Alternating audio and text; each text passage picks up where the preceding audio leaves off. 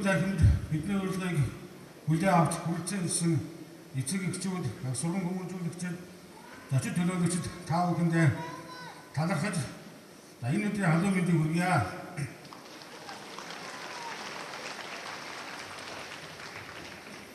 За талархал илэрхийлэх учир нь бол бас та бидний улс орны ирээдүйн эзэд болсон хүүхэд багцуудынхаа төлөө гэсэн шин сэтгэл өөрлөн амралтын энэ өдрөө бас ирээдүйн хойж улс орныхоо төлөө ингэж бүтээж санаачлаг гар өрнүүлж за мөн одоо бас төр захааны байгууллагуудын үйл ажиллагаанд хамтран оролцохоор ингэж хүрэлцэн ирсэн гэж ойлгож байна. За энэ ч утгаараа нийслэл тусгал дөрвөгөд Улаанбаатар хотын 2016-аас 20 оны үйл ажиллагааны хөтөлбөрт хүн болох багаасаа хөтөлбөрийг хэрэгжүүлэхээр тусгаж батлагдсан. За энэ хөтөлбөрийн хэрэгжилтийн одоо эхний томоохон ажил нь энэхүү Монгол хүн хүмүүжлийн аян юм аа. Энэ аянд Цэнгэлтэй дүүргийн төр захааны байгууллагууд, за боловсролын бүх шатны байгууллагууд, эцэг эхчүүд, манай эцэг эхчүүдийн нэгдсэн холбооноос бас манлайлан оролцохоор ингэж энэхүү арганд эцэг эхчүүдийн нэгдсэн зөвлөгөөнийг хамтран ингэж зохион байгуулж байгаамаа. За Цэнгэлтэй дүүрэгт өнөөдөр 80 орчим төрийн болон төрийн бус өмчийн боловсролын байгууллагад 36,000 гаруй хүүхэд сурч хүмүүжиж, за 3,000 гаруй багш ажилчид удирдлагууд бас ажиллаж байгаа. Цэнгэлтэй дүүрэг 2016-аас 2020 оны иргэдэн жаргалтай ирээдүйн гэрэлтэй дүүрэг болохын төлөө бүх шатны үйл ажиллагааг чиглүүлэн ажиллаж байгаа. Үүний нэг томоохон хэсэг бол боловсролын одоо салбарын асуудал, хүүхэд багцуудын сургалт хүмүүжлийн асуудал байдаг. Энэ хүрээнд чанартай боловсролыг доктортой одоо хэрэгжүүлэхэд өв тэгш оюунлаг бүтээж Монгол хүүхдийг төлөвшүүлнэ хэмээн бид тодорхойлон ажиллаж байна. Өв тэгш Монгол хүнийг багаас нь бэлтгэх, Монгол иргэдийн язгуур суурь чанаруудыг төлөвшүүлэх, хүүхдийн хүмүүжлийн талаар оновчтой бодлого үйл ажиллагааг дүүргийн түвшинд хэрэгжүүлэхийг бид зорж байна. Монгол хүүхдэд тохирсон хүмүүжлийн цогц хөтөлбөрүүдийг боловсруулан хэрэгжүүлж, ёс суртахууны эрхэм чанаруудыг эзэмшсэн зөв хүн болгон төлөвшүүлэх, бичиг үсэгт сургаж, шинжлэх ухааны мэдлэг олохын зэрэгцээ хариуцлагатай амьдрах арга ухаан сургаж, өөрөө төлөвлөдөг, бүтээдэг, иргэнийг бэлтгэх нь бидний гол зорилт юм аа. 2016 онд дүүргийн боловсролын байгууллагуудын эцэг эхийн нэгдсэн холбоо төрийн бус байгууллагыг байгуулж цэцэрлэг сургууль тус бүр дээр үйл ажиллагаа явуулдаг зорилго нэгтээ ижил төстэй байгууллагуудаа нэгтгэн зангидаж нэгдсэн бодлого төлөвлөлтөөр ажиллаж эхлэх байна.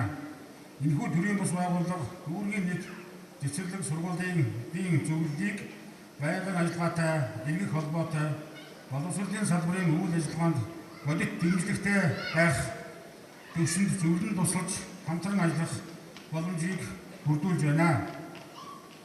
Мөн сургалтын үйл ажиллагаанд эцэг эхчүүдийн оролцоог нэмэгдүүлэхэд чиглэсэн Цэнгэлтэй 444 санаачлагыг энэ хичээлийн жилд эхлүүлж сар бүрийн 4-7 хоногийн 4 өдрийн оройн 4 цагаас нийт эцэг эхчүүд маань цэцэрлэг сургуулийн үйл ажиллагаанд ямар нэгэн байдлаар оролцож хөвшөөд байна.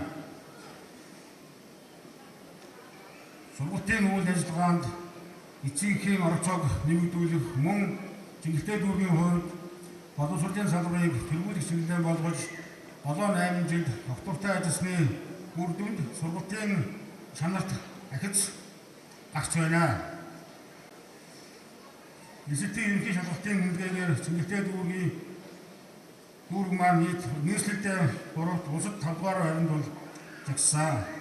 Төрийн бус өмчийн цөөхөн сургуультай ихэнх сургуулиуд маань гэр хорооллын байршилтай байдаг манай дүүргийн хувьд энэ олонт амжилт бол бас багагүй, чамлахааргүй олонт амжилт. Энэ амжилт бол яг сургууль хүмүүжүүлэгчид, эцэг эхчүүд бүх одоо энэ сургуулийн үйл ажиллагаанд оролцож байгаа бүх талуудын хамтын үйл ажиллагааны үр дүн гэж дүүргийн төр захааны байгууллагаас нэгж байгаа. Мөн төрийн өмчийн 2000-аас дээш хүүхдтэй сургуулийн эзэлтийн ерөнхий шалгалтын 10 хичээлийн дундаж оноо 500-аас дээш гарсан нь бас бидний амжилтын бас нэгэн хэсэг юм аа. Боловсролын байгууллагын сургалт, хөгжил, төлөвшлийн үйл ажиллагаанд оролцох талуудын орон нутгийн засаг захиргаа, эцэг эхчүүд болон одоо оролцох оролцоог харьцаа туулын чухал байгаа багш эцэгээс гадна нийгмээс авах хүүхдийн хүмүүжлийн асуудлыг бид анхаарах цаг ирээд байна. Шинээр гарч буй кино, жүжиг, сошиал ертөнцийн мэдээлэл тодорхой хяналт, зарчим баримтлах, эцэглэг сургуулийн орчинд хүүхдийн, багшийн, эцэг эхийн баримтлах дүрм журмын төсөл та бүхний санал юу юмнаас илүү хэрэгтэй байгаа. Хүүхдийн сургалт, хөгжил, төлөвшлийн асуудлыг хүмүүжил хэмээх цогц ойлголтын дор нэгтгэж боловсролын үйлчлэгийн чанарыг сайжруулж боловсролын байгууллага бүр дээр үйл ажиллагаагаа шинэ хятад гарган ажиллахыг хүлээж байна. Энэхүү зөвлөгөөний үйл ажиллагаанд амжилт хүсье.